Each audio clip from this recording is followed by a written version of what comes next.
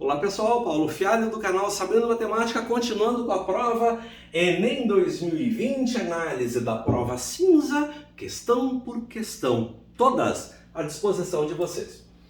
Muito bem, então vamos lá. A questão 137, eu vou fazer uma leitura para ver do que se trata esta coisa. A lei de fulano, não vou me preocupar com o nome, batizada com o nome do linguista americano fulano de tal, é uma lei empírica que relaciona a frequência F de uma palavra em um dado texto com o seu ranking R. Ela é dada por essa expressão. Relaciona uma coisa com a outra. Olhem só, essa primeira parte, vocês concordam comigo que ela não disse muita coisa?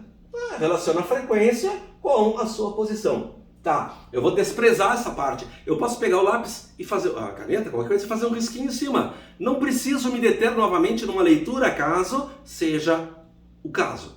Tá bem? Então, a frequência é A sobre R elevado a B. Nossa! O ranking da palavra é a sua posição ao ordenar as palavras por ordem de frequência. Ou seja, R igual a 1 para a palavra mais frequente. Primeira no ranking. R igual a 2 para a segunda mais frequente. Ranking 1, 2, 3. Não me disse muita coisa. Ok. E A e B são constantes positivas, apenas números. Ele não me falou nada deles.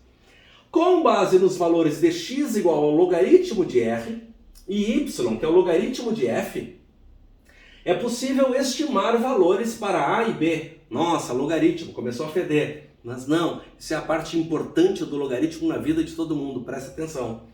No caso hipotético em que a lei é verificada exatamente, a relação entre y e x é. E aí vocês observem, a relação entre y e x é dada por logaritmos de a e de b, coisa que eu valho. Ok? Então, aqui ele está me falando, então aqui eu tenho uma barra extremamente importante, né? X é o logaritmo de r e y é o logaritmo de f. Muito bem, então, vocês na hora da prova têm espaço para calcular. Eu não tenho, então eu rearranjei aqui no quadro. Vamos lá. F é igual a A sobre R elevado a B. Pessoal, a importância do logaritmo na nossa vida, ela se resume a uma coisa hoje em dia. Transformar em coisas lineares aquelas equações que são exponenciais, que têm variáveis colocadas no expoente. Que sem logaritmo, nem com uma bela calculadora eu consigo resolver se eu não souber logaritmo, tá? Então essa questão ela é muito apropriada. Apesar do pessoal não gostar muito de logaritmo, essa ferramenta ela é muitíssimo importante.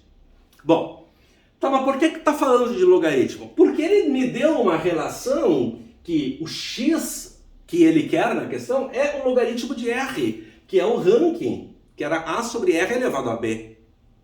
Muito bem. E Y é o logaritmo da frequência. Então eu estou meio de mãos amarradas em relação a isto. Gente, quando nós temos uma variável que está lá no expoente, só que aqui não é variável, ela é uma constante B, tá? Mas aqui ele está me colocando como log no meio das coisas, a gente aplica logaritmo dos dois lados da igualdade. Por que isto? Porque existe uma propriedade extremamente importante dos logaritmos. Deixa eu escrevê-la aqui, ó. Quando eu tenho logaritmo de m elevado a t. Sempre esse expoente, ele passa para frente e fica multiplicando. Isso aqui é uma propriedade extremamente importante e facílima de deduzir, mas não é o caso. Agora a gente só está revisando, tá ok? Então, o expoente deste termo do qual eu estou extraindo o logaritmo, ele sempre passa para frente e fica multiplicando. Muito bem. Então, queridos, se nós aplicarmos logaritmo dos dois lados dessa igualdade, nós temos logaritmo de f igual a logaritmo de a r elevado a b. Muito bem. Logaritmo de f, olha aqui, ó, logaritmo de f é o próprio y. Então esse era o principal indicativo nessa questão que era para nós aplicarmos o logaritmo. Muito bem, então o logaritmo de f é o próprio y, eu até já posso pegar e escrever aqui, ó, y. Muito bem, isto é igual. Eu quero que vocês observem que aqui, ó, logaritmo de uma divisão. Logaritmo de uma divisão. Isso é uma das Importantes propriedades também. Quando a gente tem logaritmo de uma divisão, a gente separa numa subtração de logaritmos. Subtração de logaritmos. Portanto, nós teríamos logaritmo daquele carinha ali, que é o A, menos o logaritmo de R elevado a B. E aí que vai entrar em jogo aquilo que eu falei que era a propriedade importante para nós. Esse expoente passa para frente e fica multiplicando.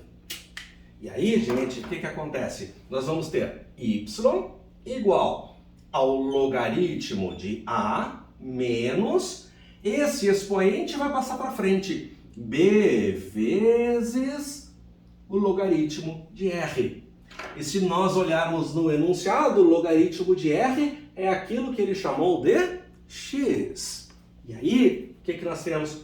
Simplesmente y é igual ao logaritmo de A menos B vezes o logaritmo de R, que é o x.